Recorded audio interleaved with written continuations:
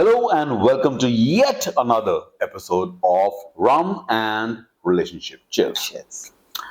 I'm on rum, she's on gin and tonic. So today's episode is about something which is very Indian, and the subject is Log kya kahenge? What will people say?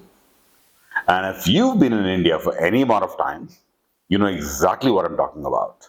Now, if you are one of our viewers who happens to be below 25 years of age, I just want to say one thing. I love you and I hate you for the exact same reason. And the reason being that before 25, this thing called Log Kya Kahenge hasn't really gotten a hold of you. It hasn't really gotten into your bloodstream to affect you to that magnitude.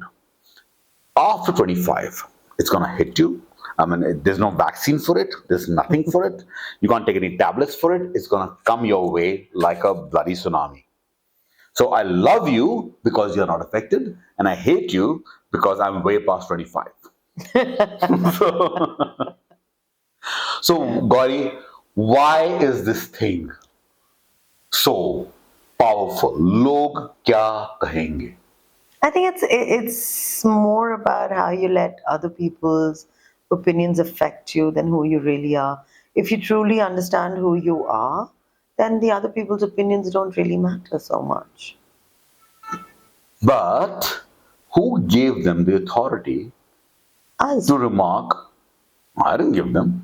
us, or parents. I mean, if you're allowing someone to invade into your life to have an opinion, They don't need permission from you to do that. I mean, I they just do it. I mean, all the aunties, the uncles. but the aunties and uncles are yours. No auntie that I've known needs permission to make a comment about the way you're dressed or I'm dressed. But aunties always have an opinion. They all, that's exactly right. And you did not say, Auntie, mujhe batao. What do you think? You've never said that. Yeah. Yeah. But I will it tell is- you what I think. Yeah, but yeah. No, you haven't asked me, but I will tell you exactly what I think. So and it is so pervasive. So Rohit, so this doesn't apply that much to me because I've grown up in the south. I was born in the north, but I came to Bangalore when I was about 3 years. So I've grown up in the south, and south people are not that opinionated. Yes, I was married into a Punjabi family, and everyone did have opinions. I can relate to it, but I think but when you are brought up in the north, it's far more intrusive. And you're putting it mildly. So, to give you a small example, when I came back from Canada, this is about 2 years back, and Gurgaon traffic being what it is, and I said, you know what, I really can't, I was in Canada for 22 years, and I've been driving on those roads, and so when I came to Gurgaon, I'm like, I really cannot drive a car, and I would not enjoy driving a car in Gurgaon. But I've been a biker since I was in my teenage years. Yeah, I used to have a Yamaha 350. So I said, you know what, I'll buy a bike. And so when I was sitting in my mom dad's room, and I said, mom, forget the car. I said, I think I'll just buy a bike because all my friends are in Gurgaon only. It's close by. Grab your bike, go through traffic, and you're there. And also, he was just figuring out life. He just Yeah, got yeah, into I it. just Yeah. gotten out here. So it was like a transition. Yeah. And then she looks at me and she goes, अच्छा लगता है? And I'm like, Henji? And she goes, would it look good? Like, out there you had a sports tuned Mercedes Benz, and yahan par aake tu motorcycle chala raha hai. And I'm like, you know what? Those roads were meant for a Mercedes Benz. These roads are not meant for a Mercedes Benz. And secondly, my friends don't care how I arrive at their house. I mean, they're happy just to see me, not my mode of transportation. Yeah, because they love you. They should love you for who And you they do, are. and they do, and they do. Not what you Yeah, have just or because what you I'm riding possess. around on a motorcycle, I mean, it could be a moped, it could be a regular cycle. But why should that have any impact on who I am as a person? I'm just choosing my mode of transportation to be more efficient, right? So on this note, I mean, when you said you can travel by cycle, so I have gone for a meeting with two minister ki daughters, and I went to a restaurant and I biked it. Biked it, matlab cycled. ठीक है, Bicycle. bicycle. I am big time into bicycling, and I think that's my best way because I get the job done, I get my workout, and to be honest, Rohit, when I went to meet them, as I said, South is again not opinionated. Who I am is still who I am. You know, Yeah. yeah. I mean, I've already made a name for myself in my career and who I am and stuff. Now, if I biked it there, not that, when we had lunch, of course, I went in my sporty clothes, which was absolutely fine. I didn't tell them I biked it or anything. But when the lunch was over and I said, okay, I got to bike it back, and they said, bike it back? And I said, yeah, cycle. And they were like, you came by cycle? And I was like, yeah. And more than anything, more than having an opinion, or like, oh my God, she came by cycle. It was like, oh my God, you came by cycle. It was like, Yeah. I mean, it was the Other other way side. around Yeah. that, you've actually biked five. How many kilometers was it? I was about 5 or 6. I don't really measure it. So it was 6 up or 5 up and back. So, and I think why I remember these moments is because you are going there, being who you are, not how you're coming, not what you're Yeah. bringing with you. It's more your talent, more who you are, more your skill, your ability to be who you are, and for the other person wanting to meet you. Yeah. Yeah, So it's about, getting your ass someplace versus what's absolutely. under your ass. Yeah, Whether it's a Mercedes or a cycle. yeah. So another one thing comes to mind. I used to have the one friend. He was a very good school friend of mine, and maybe you can consider this as a shout out. So here's a shout out to Monish Raju, one of the most inspiring guys that I've met. And this guy was blue blood, like royal family, and of course he had money. So one day he would come to my house in a Ferrari, and then he would come in our house in a Mercedes Benz. Then he would come in on a motorcycle, the Bobby ones, the small little one. He would come in that, borrowed by his friend Omkar. And some days he would bus it, DTC buses, and some days he would just walk it from East of Kailash. And it did not matter to him how he was coming. He wanted to see me, so he took the easiest means of transportation available to him, and he landed up at my place. From my side, my friend has come to meet me. I don't really give a damn as to what vehicle he's coming. So that's, I think, probably the first time that I was aware. I got conscious to the fact that "Log kya kahenge" is a stupid little thing. Now we see most of this thing happening in social events, right? Shadiyan, mostly shadiyan. Yeah. Where everybody is in the judgment mode. What is she wearing? What kind of jewelry is she wearing? Is that compatible with her status, of her husband's status or her father's status? What kind of suit is she wearing? What kind of sari is she wearing? With men, what kind of a car are you driving in? So again, all this thing. But I do feel that if one has to take a balanced view of the whole thing, you have to look at it in one of two ways. Apne or parai. And I think that's the way I think both you and I both choose to think about things. That when it comes to people who are simply talking for the sake of talking, for the sake of gossip, their opinions don't really matter. I mean, that's probably the right time for you to hold up or stand for your own identity. I would say it's important to fit into a tribe. I It's agree. it's important to when you're trying to get into a tribe or you are in a tribe, you can't be completely different. But Absolutely. what I say is, you can bring in your authenticity, your individuality in this scenario. Yeah. You So know, as long as, okay, so good point.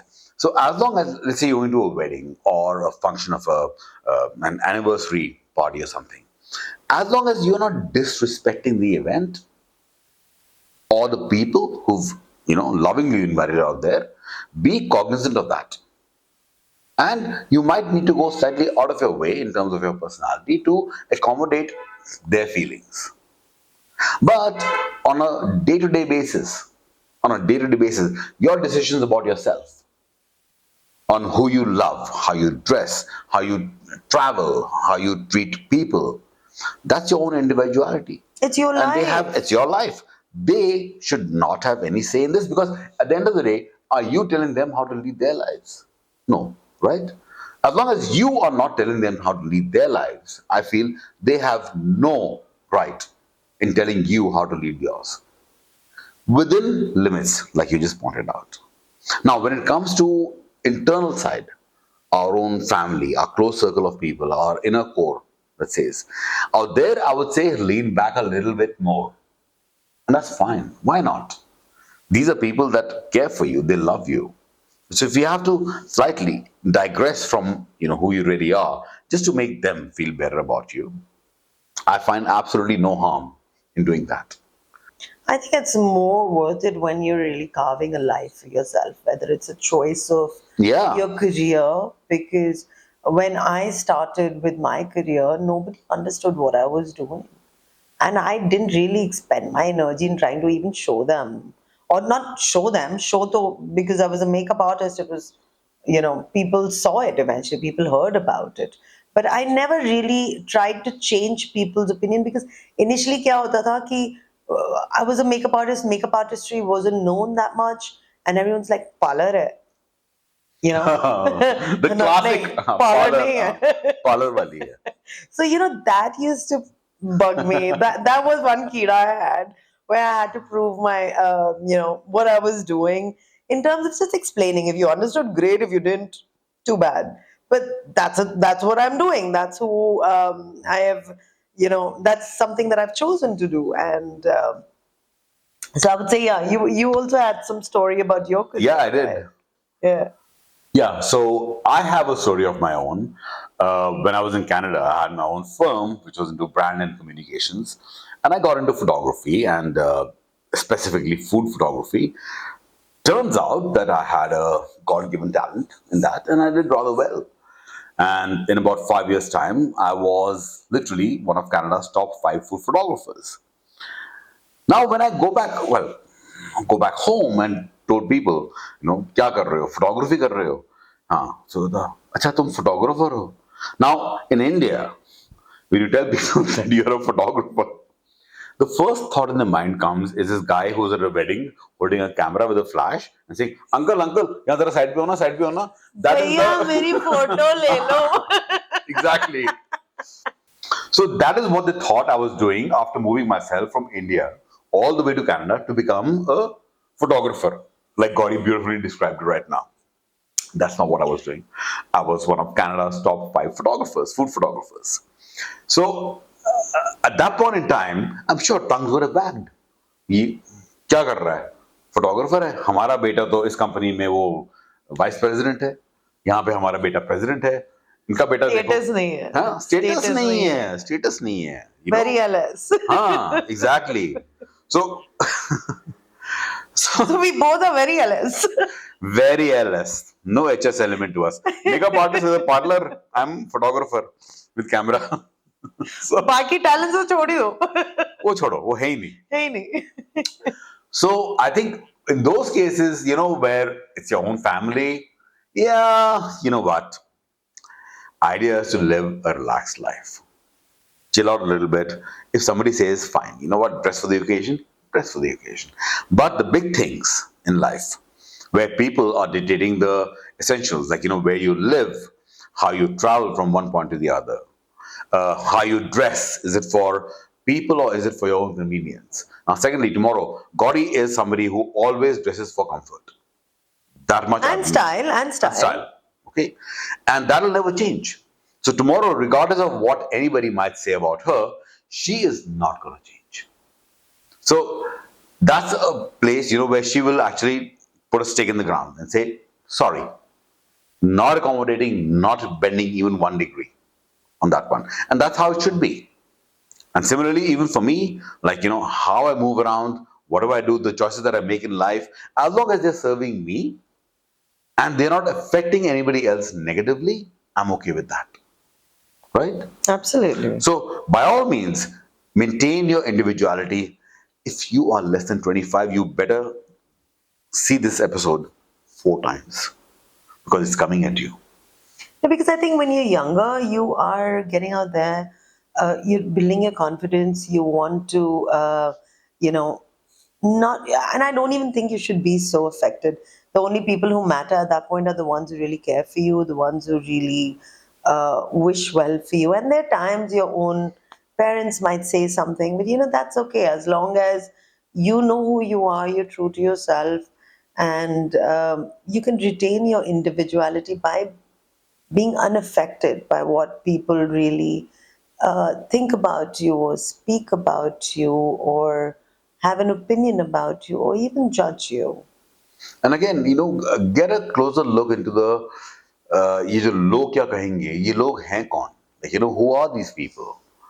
And are they someone, because, when they're talking about you behind your back, are they trying to improve your life? Or are they simply doing it for the gossip? If someone was actually a well-wisher for you, they would come to you face to face and tell you, well, you know what, this is how it is. This is my opinion. And that's constructive criticism. That is So constructive, that's good. Yeah, absolutely. that's These are good. the people that you should value. Yeah. But if all they're doing is wagging their tongues behind your back, I'm sorry, they deserve no respect from my side. Without knowing where you've come from, who you are, Yeah, what your talents are, they're what not leading our yeah, lives. exactly. And secondly, we're not telling them how to lead their lives. So, why? Okay, Yep. right? Yep. Should we come to the short of honesty Yep. questions? Let's do that. All right. In line with what we've been doing for the past few episodes, we have these 5 questions. Feel free to ask your partner these questions. And they aren't easy, by the way. I mean, they're fun and it'll evoke a certain amount of a response from them, which I'm sure you'd love because it's all about relationships. So, all these 5 questions are all about relationships. So, question number 1. What are 3 of the cutest things your partner, could be a husband, could be a boyfriend, girlfriend, whoever, has done for you in the time that you've been together? Presents and gifts don't count as long as it's just presents and gifts. You asking me? Okay, at least give me one. The cutest thing that my partner has done. Um, I think it's the emotion that I live by, and I think the cutest thing is when he makes me feel important, where I may be Yeah, so get confused. specific. Yeah, so I may be confused about a certain scenario, or it's hard to get specific. I don't have that good of memory. He's really good at this. But I think so. Bottom line, I go for the emotion, not about Of course, what he I'm did. talking about So I'm emotions. talking about what not about what he did, but how I felt. All right, So let's go with so that. that's the emotion that I would feel. So I think the cutest thing is where he tries harder to make me feel better about a certain situation, and that's happened a number of times. And where I'm extremely self-critical, or I am, but the other person turns around and says, hey, no, you're not like that, this is why I love you. So that makes the whole thing so much more, uh, you start accepting yourself more completely because the other person understands that part of you. So I think that's one of the cute So I'll things. take your answer, but to be honest, I was expecting something more substantive, like something more I didn't specific. expect this question. What you think they are? Okay, so in my case, I would say my ex-wife. Credit where it's due. For my birthday, she booked us into this one ski resort, and I was just told that we're going somewhere out. We're going out of town, and so we pack our bags, and I said, "Where are we going?" And she goes, "Blue Mountain. That's a ski resort." And this is in December, and end December, between Christmas and New Year's. Okay, the peak time over there. So we went out there, and she organized a theme for every night that we were there. We were there for 3 nights, and she organized a Godfather theme. So she said, carry your suit, your tux with you, so you're dressed up like a Godfather. She got a cigar out there, so I was, sitting out there in the room with a cigar and a drink in the hand, total Godfather style, because she knows I love the movie. That was one. The next day was all about Formula One. So, she got all the Formula One Oh, paraphernalia. that All is the so kids were dressed up in Formula cute. One gear and all. That was really nice. Never mind the fact that we had gone to a ski resort and me, her, and my two boys, all four of us didn't know how to ski. So, so when I got the bill on the credit card, that part wasn't very nice. But the thought behind the whole thing was very, It very was cute. so cute. It Yeah. was so cute. Yeah. So that's one. So in your case, you can ask your partner three things which they find are the cutest. Now, of course, she's my ex-wife, so I don't really want to think much about that. Number two.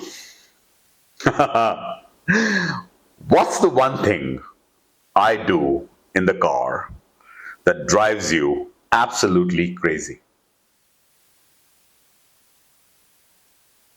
You don't do anything in the car that drives me crazy.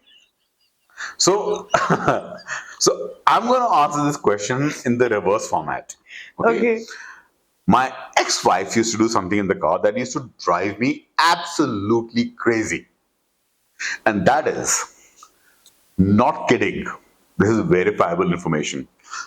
And it's been done to me bar lagatar. Okay. She used to put her finger into my ear to remove something that she could see from the side. I'm standing at the red light. Okay. There are cars left and right. Bottom line, you have dirty ears, right? No, but she would say, I can just see a tiny amount. She would like go. Ooh. And I'm like, there are people around. So she goes, I can't touch it when you're driving, so I can only do it right now. It used to drive me nuts. Totally. All right. Number three, could you be close friends with someone your partner can't stand? Or would you phase that friend out? No, I've had instances like this Tell me. where my partner didn't like somebody, but I maintained my relationship with them. Yeah, I wouldn't overtly go to their house with him or something like that. Yeah, same But here. I Same here. maintained my Yeah, relationship. yeah. Same here. Your choice is your choice. My relationship Yeah. is my relationship. Okay. Number four. Honest? Would you want to know the details of your partner's wildest body phase before they met you? I'll repeat that. Would you want to know the details of your partner's wildest body phase before they met you? Yeah, Why? because I know a lot about the person he is. Sahi jawab. Whether I really want to get married to that man or no. Oh, no. Okay, so here I'm different. Sorry. I take that back. No, but now you're with the person. Oh, okay. Now you're with the person. So you're already committed. So Yeah, but even then now I'd that like you to are know, committed, yeah. would you Yeah. want to know their body? Definitely, because I think that, the way you were, I think we are all on this whole process of evolution. We change, right? But A lot of people go on the process of devolution also. They devolve, they go down. okay, I'm talking about evolution. No. So I would definitely like to know how he was before versus. Okay, so Yeah. yes, the answer is yes, but Yes. my reasons are different. The reason why I would not want to know her wildest body phase is curiosity. Like, I want to know what she's capable of. But what she was capable of. You know what? If you're capable of something back then, you can be capable of. Okay, for Not instance, necessarily. look, tomorrow, you tell me, I should just, go to a restaurant, a nightclub, and I should just jump on the table and dance on the tables. I'm like, okay, you know what? She can still do that today. And I have. Yeah, I know. But my point is, I want to know what you are capable of. Right. No, same thing. I would It's a like part, to know, yeah. it's a That's part of me you. coming to know Right, a part right, of you in the right, past. Right, absolutely. Right? So, all right. So that was a fun question. Now let's come to a bit of a serious question. The ultimate test. If I were offered my dream job on another continent,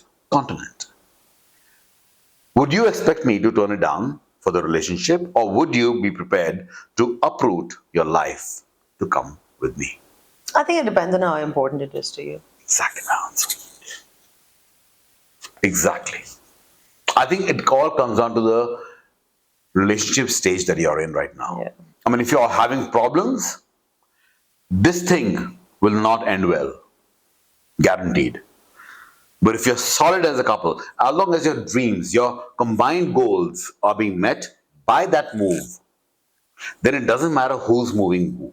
And I know it's very easy to say it's generally the man's job that initiates a move like this, but I see no reason why a woman's job can't. Yep. You know, so I have been asked a question in my past relationship, and I gave an answer which was much on the lines of what I just said, but I did qualify it. And I said, there are certain countries that I will not move to because I just don't like them. So I said, don't ask me to move to those countries.